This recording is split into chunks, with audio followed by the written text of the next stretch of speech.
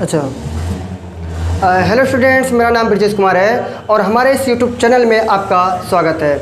हम लोग पढ़ने वाले हैं एडजेक्टिव, क्योंकि एडजेक्टिव पढ़ रहे थे हम लोग, और आज पार्ट नंबर शायद 4 है, जो भी है शायद 4 है ना, 4 नंबर पार्ट है। और आज हम पढ़ेंगे एडजेक्टिव, और एडजेक्टिव पे यहाँ पे कुछ महत्वपूर्ण बिंदु याद कर रहे हैं जो कि बोर्ड एग्जाम में बार बार पूछा जाता है, इसलिए इम्पॉर्टेंट है। ठीक है, तो इसको ध्यान से देखिए। कुछ नियम बताए थे कि अगर दो एडजेक्टिव, जैसे एडजेक्टिव में लिखा है कोई और उसके बीच में देन आता है, तो देन के बाद में जो भी नाउन प्रयोग करते थे प्लूरल आता था, अगर तो वहाँ पे हम प्रयोग करते थे ऑल अदर का। अगर सिंगुलर नाउन आता है तो हम प्रयोग करते थे एनी अदर। लेकिन अब कह रहा है कि देन के बाद में अगर जो प्रोनाउन प्रयोग होगा, देन के बाद में जो प्रोनाउन प्रयोग होगा, अगर वह इंडिफिनिट प्रोनाउन है तो उनके बाद हम क्या लगाएंगे, इल्स लगाएंगे। अगर वहाँ पे इंडेफिनिट प्रोनाउन का प्रयोग किया गया तो उसे हम इल्स का प्रयोग करेंगे। उस नियम को लिखना है, ध्यान से देखना। देखिए, एक हम नोट बढ़िया से बनाने वाले हैं। तो वो लिखा है, अगर कंपैरेटिव डिग्री में है, लिखना नहीं आप लोग को, कंपैरेटिव डिग्री में, यानी कंपैरेटिव डिग्री के बाद अगर देन आता है कहीं पे, और देन के बाद, कंपैरेटिव डिग्री के बाद देन, और देन के बाद कोई प्लूरल नाउन होता था, प्लूरल नाउन होता था अगर, तब हम क्या करते थे, देन और प्लूरल नाउन के बीच में ऑल अदर का प्रयोग करते थे। तो देन और प्लूरल नाउन के बीच में, यानी यहाँ पे क्या लगाते थे, ऑल अदर। तो ऐसे कह सकते हैं, ऑल अदर और प्लस में प्लूरल नाउन। इस चीज़ को हम लोग पढ़े हैं, सही है ना। तो लिखा है कंपैरेटिव डिग्री के बाद देन आता है, और देन के बाद में अगर प्लूरल नाउन आता है तो प्लूरल नाउन के पहले किसका प्रयोग करेंगे हम, ऑल अदर। अगर यहाँ पे सिंगुलर नाउन होता, सिंगुलर नाउन, तो हम क्या करते, एनी अदर करते कि नहीं करते। इस चीज़ को भी पढ़े हैं। इसी से संबंधित एक नया नियम है, उसको देखिए। कह रहा है कि यदि कंपैरेटिव डिग्री के बाद देन और देन के बाद इंडेफिनिट प्रोनाउन आए, तो यहाँ इस चीज़ को लिख रहे हैं, कंपैरेटिव डिग्री के बाद क्या आता है, देन आता है, और देन के बाद में इंडेफिनिट प्रोनाउन, इंडेफिनिट प्रोनाउन। ठीक है, इंडेफिनिट प्रोनाउन का प्रयोग किया गया है, तब हम इंडेफिनिट प्रोनाउन के बाद क्या लगाते हैं, इल्स लगाते हैं, है ना। यही अपना नियम, और आगे से करते चले जाएंगे। इस नियम को देखो, कंपैरेटिव डिग्री के बाद क्या आएगा, देन आएगा, और देन के बाद अगर क्या लिखा है, इंडेफिनिट प्रोनाउन लिखा है, तो क्या लगाओगे, इल्स लगाओगे। ये नियम है। तो इसी नियम का हम एक एग्जाम्पल देते हैं, ध्यान से देखना सभी लोग, और कॉपी में मत देखिएगा, जब कहेंगे तब देखिएगा, ठीक है, क्योंकि इसको समझोगे तब समझ में आएगा ज़्यादा। हम एग्जाम्पल को बनाते हैं, जैसे लिखा है, Ram is better than anybody, anybody. और यहाँ पे हम प्रयोग करने वाले हैं, किसका प्रयोग करेंगे, इसको भी पूछेंगे, इन हिज क्लास। तो भाई एक बात बताओ, हम लिखे हैं राम इज बेटर, तो बेटर कौन डिग्री लिखा है, कंपैरेटिव डिग्री एडजेक्टिव लिखा है ना। इनके बाद क्या आया है, देन। तो देखो, कंपैरेटिव डिग्री के बाद क्या आया, देन आया, और देन के बाद में इंडेफिनिट प्रोनाउन, कौन सा प्रोनाउन है, इंडेफिनिट प्रोनाउन है। और इंडेफिनिट प्रोनाउन अगर आता है तो क्या लगाते हो, इल्स। तो क्या लगा दें यहाँ पे, ELSC, सही है ना, इल्स का प्रयोग हो गया। फिर से एक एग्जांपल देते हैं, जैसे लिखा है, Sita is more beautiful, Sita is more beautiful then. अब यहाँ पे फिर से लिखा गया एनीबडी, एनीबडी। अब यहाँ पे जो एनीबडी लिखा है क्या है, इंडेफिनिट प्रोनाउन। यहाँ पे क्या प्रयोग करेंगे, ये छोड़ रहे हैं तुम लोग करोगे, फिर उसके बाद यहाँ पे रहेगा हियर, ठीक है। अब बताओ, यहाँ पे सीता इज मोर ब्यूटीफुल, ये कौन सा डिग्री है, कैसे पहचान रहे हो? क्योंकि ब्यूटीफुल के पहले मोर लगा है, तब मोर के पहले, ठीक है, सही बात है। तो कंपैरेटिव डिग्री एडजेक्टिव बन गया। इनके बाद क्या आया? और देन के बाद क्या आया? इंडेफिनिट प्रोनाउन आया। लिखा भी है देन के बाद इंडेफिनिट प्रोनाउन आएगा तो क्या लगाओगे? तो इल्स का प्रयोग करेंगे। इस सेंटेंस सही हो गया, है ना। देखो नियम एक दूसरे से सब जुड़े हुए हैं। इनको याद करने का तरीका, आप एक ठो याद करना, साथ ही उसके साथ में जोड़ते चले जाना। याद करना मतलब उसको बार बार रिवीजन करना है। एक बार पढ़ाएंगे से याद हो जाएगा, लेकिन फिर भूल जाओगे, ठीक। तो ये वाला बात समझ में आ गया। नोट नंबर 5 यानी हम लोग पढ़ रहे हैं चौथा नोट का, कुछ इसमें एक्सेप्शन थे उसको पढ़ रहे थे। अब नोट नंबर 5 पढ़ना है हम लोग को।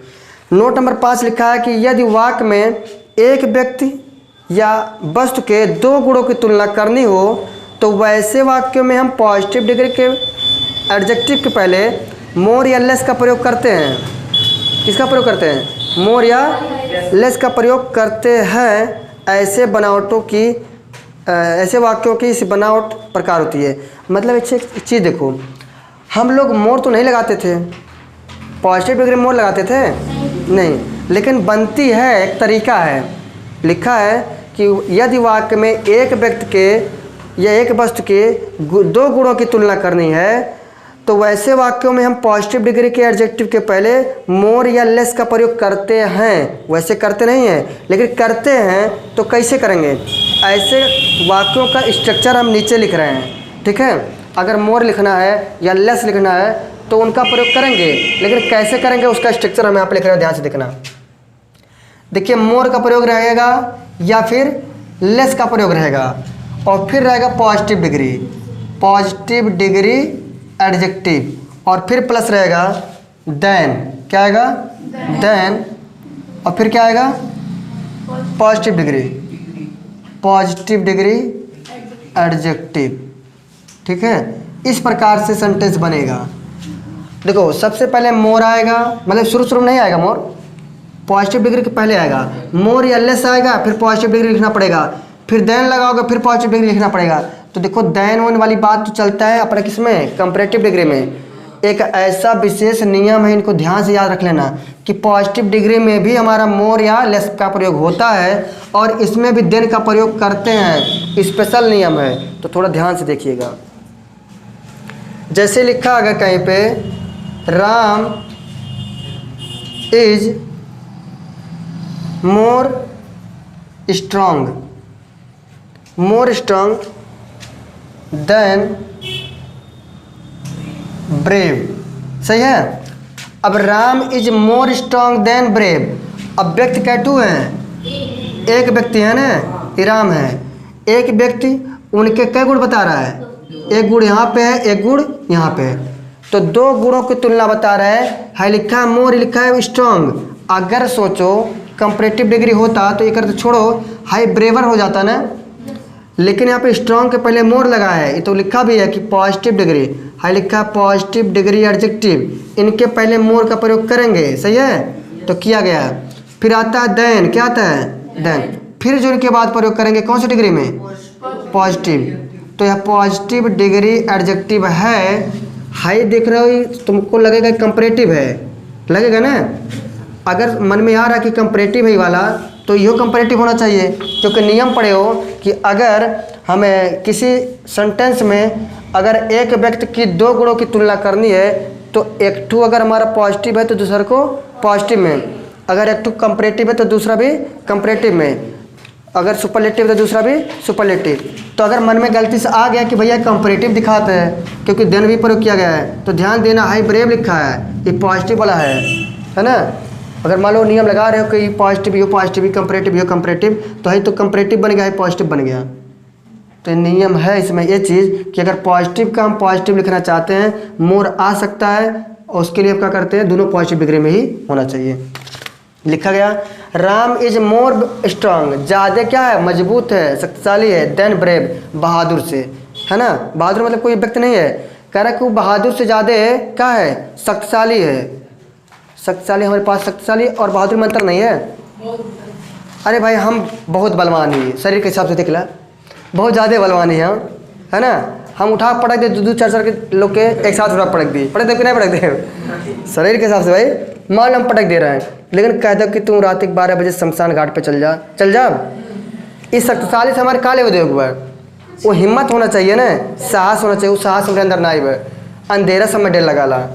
हाँ, कैसे रात में अंधेरा हो जाला तो हम सोची लगा मत पीछे का बात नहीं, ठीक है। हाँ, तो शक्तिशाली से बहादुरी का संबंध नहीं है। तो बहुत शक्तिशाली है, तू क्यों पटक देते है उठा के भन्ने, तो एक मतलब ना है कि तू कहीं भी हिम्मत तुम्हारे अंदर है, ठीक है। बहादुरी और ताकत में अंतर होता है।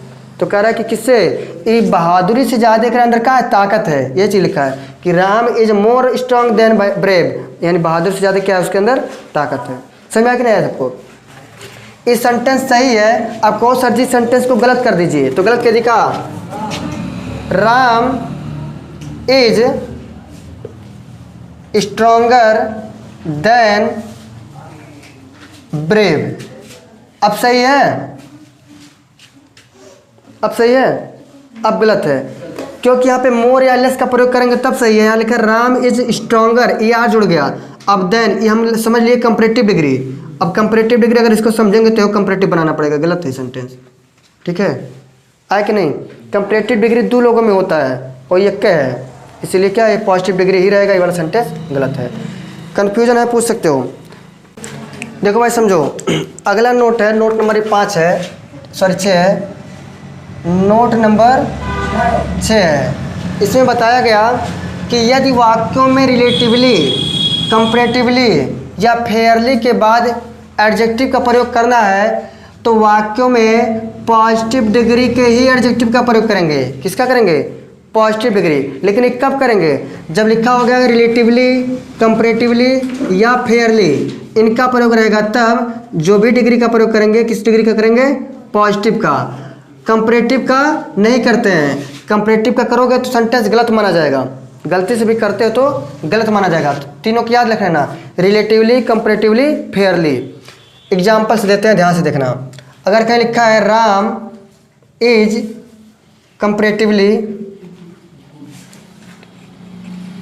कंपैरेटिवली गुड, तो इसका क्या अर्थ हुआ कि राम तुलनात्मक रूप से अच्छा है ना। तो यहाँ लिखा है राम इज कंपैरेटिवली गुड। अगर यहाँ पे, अच्छा एक बात बताओ, लिखा कौन सी डिग्री में? गुड क्या है? पॉजिटिव डिग्री एडजेक्टिव है। लिखा भी है कि यदि वाक्य में रिलेटिवली या कंपैरेटिवली आता है तो एडजेक्टिव जब प्रयोग करते हैं कौन सा होना चाहिए? पॉजिटिव। तो पॉजिटिव है ना। अगर यहाँ बेटर कर दे तो सही रहेगा? गलत हो जाएगा। बेटर का प्रयोग करना भी नहीं है। जैसे मान लो कोई गलती करते हैं कि लाओ एक जगह पे हम क्या कर दें, बेटर कर दें, तो सही रहेगा? गलत रहेगा। तो इनका प्रयोग नहीं करोगे, इनका प्रयोग करोगे, सही है ना। ऐसे एक और एग्जाम्पल लिखा है, जैसे लिखा गया है कि दिस रूम इज रिलेटिवली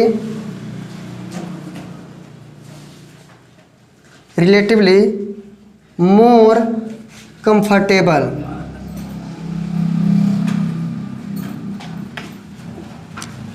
हाँ, कंफर्टेबल या कंफर्टेबल, तो बताओ इन दोनों में से कौन सही रहेगा? अगर लिखा है this room is relatively more comfortable या कंफर्टेबल, क्यों हो रहा है? पता चल रहा है क्यों हो रहा है? क्योंकि रिलेटिवली आ गया शब्द, इस शब्द को देखना है। रिलेटिवली आया है और रिलेटिवली जो लिखा रहेगा इनके जस्ट बगल में हम किसका प्रयोग नहीं करेंगे? तो यहाँ पे कंपैरेटिव डिग्री एडजेक्टिव लिखा है, तो यहाँ पे बताया गया कि पॉजिटिव होना चाहिए, तो ये गलत हो गया और इनको करेंगे तो सेंटेंस सही हो जाएगा। क्यों? क्योंकि पॉजिटिव डिग्री एडजेक्टिव है। समझ पा रहे हो? हाँ, क्या हुआ? वार्तालाप। आगे एक एग्जाम्पल और देते हैं, क्योंकि मोर वाला होता है ना कंपैरेटिव। आगे लिखा है this book is fairly better.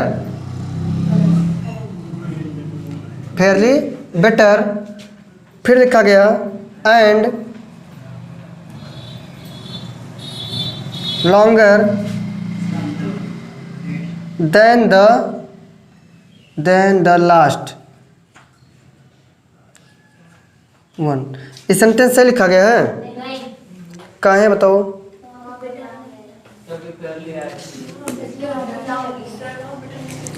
हाँ अच्छा, ये पे कर देगा। देखो लिखा है दिस बुक इज फेयरली। तो फेयरली जो शब्द आया है, इनके वजह से जो अगला एडजेक्टिव प्रयोग करेंगे या पॉजिटिव डिग्री सॉरी जो भी एडजेक्टिव प्रयोग करेंगे उस किस डिग्री में रहेगा? वो पॉजिटिव में। लेकिन यहाँ क्या प्रयोग कर दिया गया? तो अगर हम यहाँ पे हम गुड लिख दे तो सही हो जाएगा, क्योंकि कंपैरेटिव डिग्री बेटर होता है और गुड क्या होता है? पॉजिटिव। तो ये चीज़ गलत है, ये चीज़ सही है। इनको अगर गुड कर लोगे तो सही रहेगा और इनको कर दोगे तो गलत रहेगा। समझा गया? लॉन्ग रहेगा, सही करो। लॉन्ग नहीं रहेगा, क्या रहेगा? सॉरी लॉन्गर नहीं रहेगा, क्या रहेगा? लॉन्ग रहेगा। अब सही है। कंफ्यूजन तो पूछो। दोनों में यही बता रहा है कि अगर फेयरली आ गया, रिलेटिवली, कंपैरेटिवली, तो इन तीनों शब्दों को याद रख लो और इनके बगल में क्या आएगा? पॉजिटिव डिग्री आएगा। सही है? बस। तो नोट नंबर 5 भी खत्म हुआ। नोट नंबर 6 देखते हैं, सॉरी 5 का 7 नंबर देखो।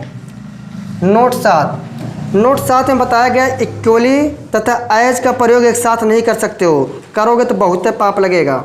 ठीक है? किसका किसका नहीं करोगे? इक्वली तथा एज का प्रयोग एक साथ नहीं करते हैं। एक साथ नहीं करते हैं। चलो लिख देती, करेंगे तो भयानक पाप लगेगा है ना? पाप लगेगा, जिससे तुम्हें 2-1 नंबर के नुकसान हो जाएगा, है ना? 2-1 नंबर का नुकसान हो जाएगा। ठीक है? अच्छा एग्जाम्पल देखो, इक्वली तथा एज का प्रयोग एक साथ नहीं करते, अगर करोगे तो गलत रहेगा। अगर एग्जाम्पल लिखे तो हम क्या लिखें? जैसे लिख रहे हैं जया इज इंटेलिजेंट, क्या लिख रहे हैं? या फिर ऐसे कर लो, equally as intelligent, equally intelligent as Navneet. अभी सेंटेंस सही लिखा गया है, Jaya is equally as intelligent as Navneet. तो गलत है, क्यों? क्योंकि यहाँ पे इक्वली भी लगाए हो, फिर एज लगाए हो, और यहाँ भी एज लगाए हो। तो दोनों में से हम क्या कर लेंगे? केवल एज का प्रयोग कर लेंगे। ऐसे रहेगा तो गलत है। इनको सही करने का हम क्या कर देंगे? क्या लिख देंगे? Jaya is as intelligent as Navneet. ठीक है? तो कह रहा जितना ज़्यादा बुद्धिमान कौन है? जया है। उतना ही ज़्यादा बुद्धिमान कौन है? नवनीत है। समझ आया कि नहीं आया? इस सेंटेंस सही है, बाकी सेंटेंस गलत है पहले वाला।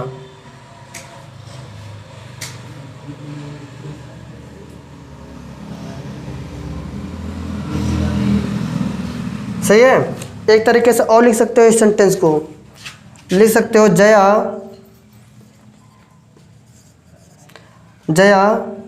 एंड नवनीत। अब बताओ इज लगाएं कि आर लगाएं? 2 सिंगुलर नाउन को एंड से जोड़ते हैं तो प्लूरल बन जाता है ना? आर इक्वली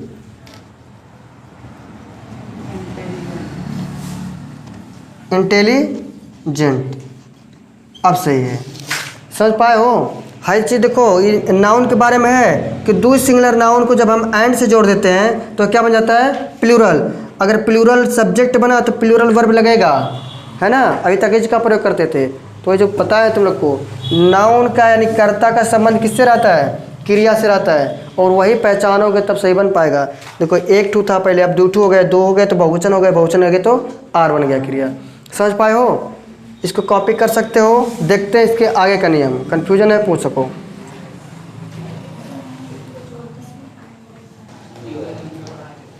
देखो समझो, नोट नंबर 8 में बताया गया कि यदि कंपैरेटिव डिग्री फिर एंड फिर कंपैरेटिव डिग्री, यानी comparative degree and comparative degree. समझो, comparative degree and comparative degree, वैसे नहीं समझ पा रहे हो तो कंपैरेटिव डिग्री का दो स्ट्रक्चर बनता है, एक मोर लग के बनता है और एक तो क्या बनता है, ई आर लग के बनता है। बचा क्या ना, हाँ ई आर लग के बनता है।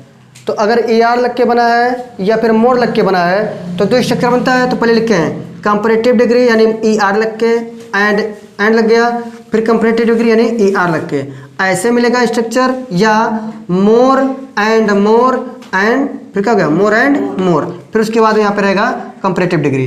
तो यहाँ से कंपैरेटिव डिग्री बना ही देगा। अगर ऐसा स्ट्रक्चर कहीं दिख रहा है तो इसका अर्थ क्या हो रहा है, तो इसका अर्थ ये होता है कि ग्रेजुअल इंक्रीज या डिक्रीज, यानी ग्रेजुअल मतलब धीरे धीरे और इंक्रीज माने बढ़ना, डिक्रीज माने घटना। तो कोई चीज़ धीरे धीरे बढ़ना या धीरे धीरे घटना, उसका अर्थ यही होता है।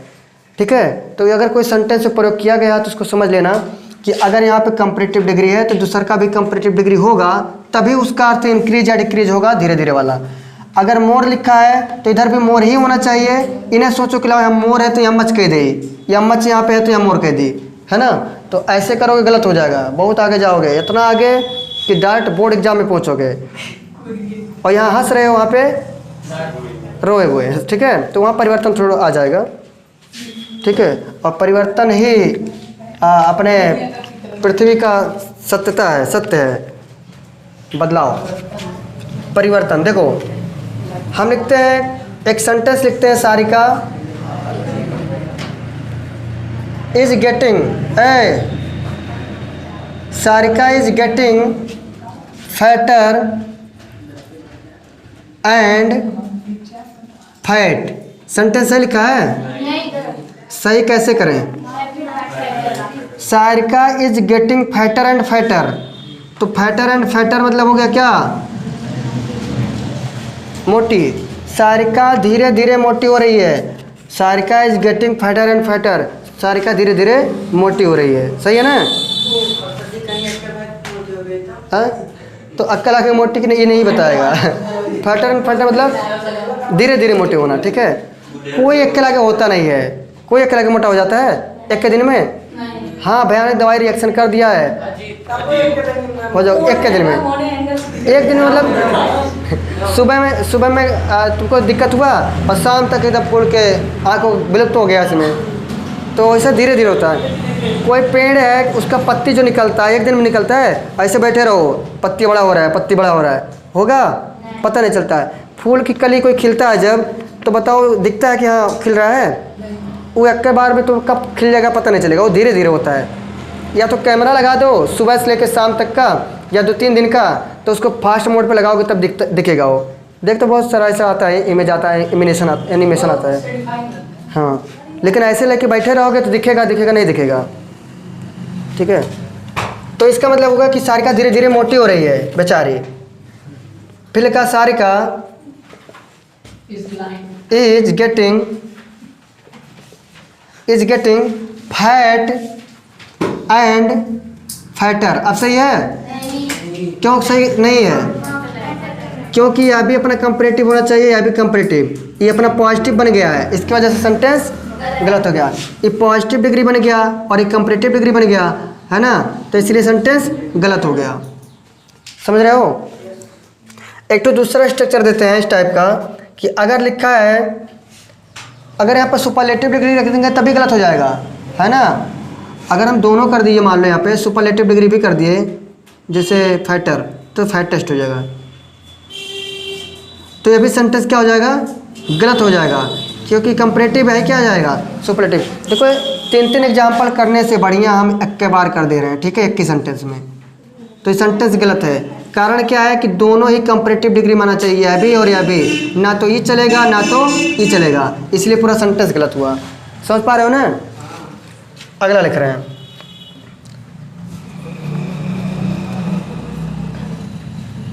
मैकबेथ, नाम सुने हो, मैकबेथ was becoming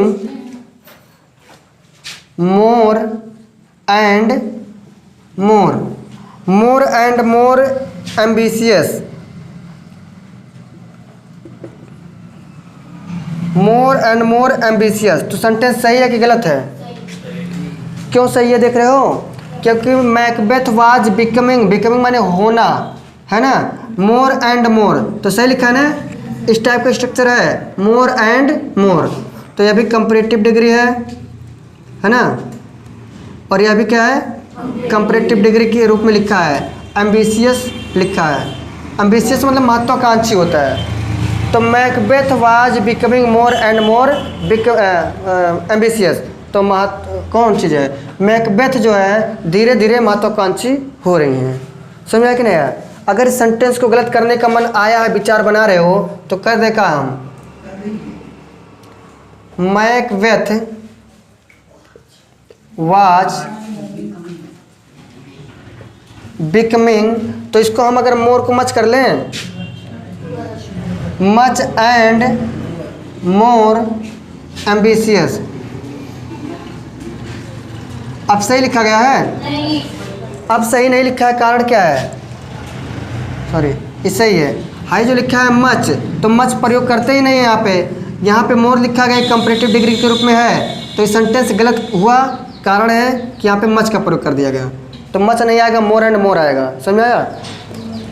ठीक, इसको एक प्रकार से और गलत कर सकते हो, लेकिन हम नहीं करेंगे, है ना। कैसे कर सकते हो? अच्छा कह दिखा, जैसे लिखा है Macbeth was becoming more and most कर सकते हो, है ना। अभी जो हम करेंगे सही रहेगा, क्यों? क्योंकि मोर का प्रयोग तो कर सकते हो, है ना। हाई जो मोस्ट होता है सुपरलेटिव डिग्री के लिए प्रयोग किया जाता है ना, तो इसीलिए सेंटेंस गलत है। ई वाला रखने सही रहेगा, और इसको रखोगे तो गलत रहेगा, तो सेंटेंस ये भी गलत हो गया। सही ना? हाँ नहीं, ये केवल कंपैरेटिव डिग्री के लिए है खाली।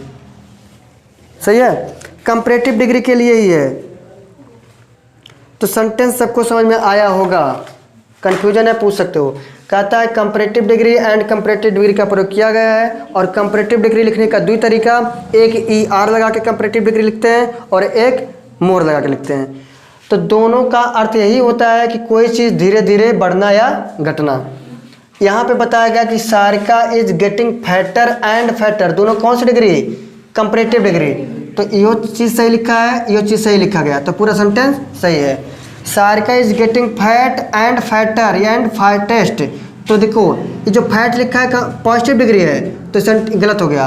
हाई कंपैरेटिव है, सही लिखा गया। हाई लिखा है फैटेस्ट, तो सेंटेंस गलत। सुपरलेटिव है, तो ये चीज़ रहता अगर यहाँ भी तो सही था, वहाँ पे है गलत। एक बार मैकबेथ के बारे में है, Macbeth was becoming more and more ambitious, तो दोनों सही है क्योंकि मोर एंड मोर प्रयोग किए हैं, सही है ना। लेकिन अगर हम यहाँ पे इसके जगह पे मोर की जगह मच कर दिए तो सेंटेंस गलत कर दिया। ए वाला लिखा है सही है, तो पूरा एक यहाँ गलती कर दी, पूरा सेंटेंस गलत। Macbeth was becoming more and most, यहाँ भी मोर होना चाहिए था, मोस्ट सुपरलेटिव डिग्री के लिए प्रयोग करते हैं, तो यह भी गलत हो गया। समझो पूरा? हाँ, तो मोर एंड मोर या E R and E R मतलब comparative degree and comparative degree बताएगा धीरे धीरे कोई चीज़ बढ़ना या घटना। आज का नियम देखो, आज का मतलब अब की बार का नियम। नोट नंबर 8 का ये सेकंड पॉइंट है, इसको ध्यान से देखिए। इम्पॉर्टेंट इसलिए है क्योंकि अभी हम थोड़ी देर पहले पढ़े कि कोई चीज़ धीरे धीरे बढ़ना या धीरे धीरे घटना कौन बताता है? Comparative degree and comparative degree, यानी E R and E R type का चीज़ या मोर एंड मोर टाइप का चीज़, ये धीरे धीरे बढ़ना या धीरे धीरे घटना बताता है। लेकिन समान रूप से बढ़ना या समान रूप से घटना कौन बताएगा? उसको लिखने का स्ट्रक्चर देखिए, comparative degree.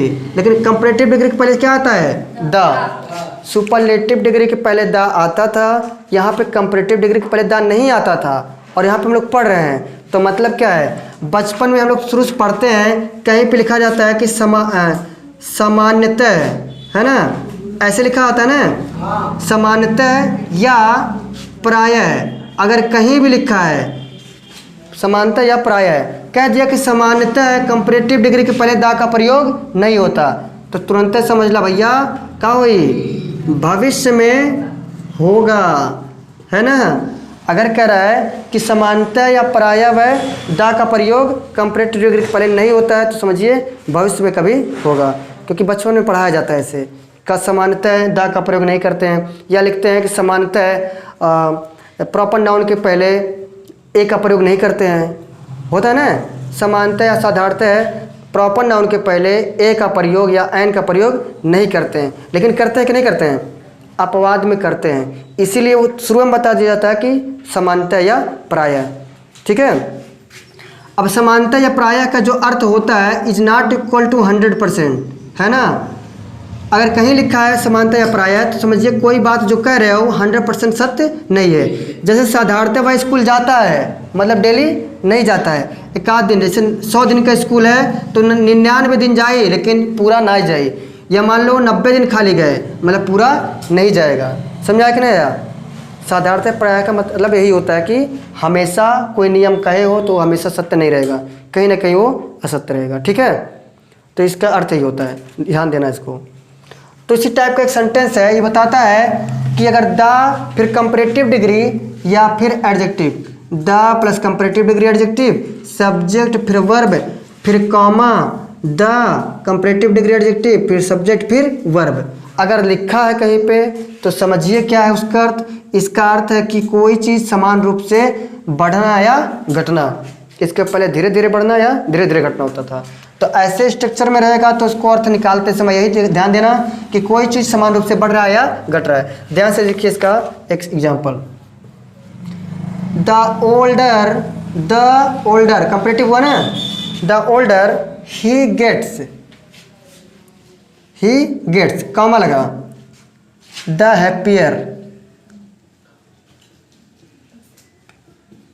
Happier he is. अब इसका मतलब क्या हुआ, द ओल्डर, द लिखा गया, ओल्डर कौन सा degree, comparative degree, high subject हुआ, ये क्या हुआ, वर्ब हुआ, फिर कामा लगा है, द लिखा गया, ये क्या हुआ, कंपैरेटिव डिग्री, और ये क्या हुआ, सब्जेक्ट, ये क्या हुआ, वर्ब। देखो मैच कर रहा है, द और यहाँ पे हो गया कंपैरेटिव डिग्री, यहाँ हुआ सब्जेक्ट, वहाँ हुआ वर्ब, कामा लगा, द लिखा गया, कंपैरेटिव डिग्री और सब्जेक्ट और वर्ब।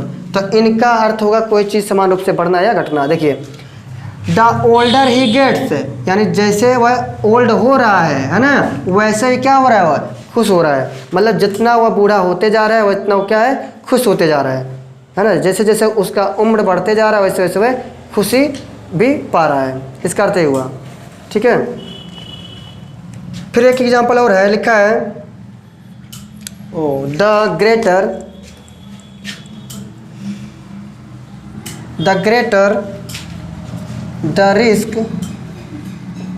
द रिस्क कमा द हायर द प्रॉफिट। तो इसका क्या अर्थ हुआ, क्या अर्थ हुआ, द ग्रेटर कंपैरेटिव डिग्री है ना, और फिर लिखा द ग्रेटर, एक लिखा, हाँ द ग्रेटर द रिस्क, ठीक है, द ग्रेटर द रिस्क। तो रिस्क समझे प्रकार का नाउन है, लेकिन यहाँ पे लिखा नहीं गया, इसके साथ में वर्ब लिखा है। कह रहा है जितना बड़ा रिस्क होगा, है ना, उतने ज़्यादा, हायर माने ज़्यादा या बड़ा, उतना ज़्यादा क्या होगा, प्रॉफिट होगा। तो यहाँ भी जो हायर लिखा है कंपैरेटिव डिग्री के रूप में लिखा है, तो इसका अर्थ हो रहा है कि जितना बड़ा रिस्क उतना बड़ा प्रॉफिट, है ना। कहते थोड़ा रिस्क लेवा करो, तो जितना बड़ा रिस्क लोगे उतना ज़्यादा प्रॉफिट होगा, ठीक है।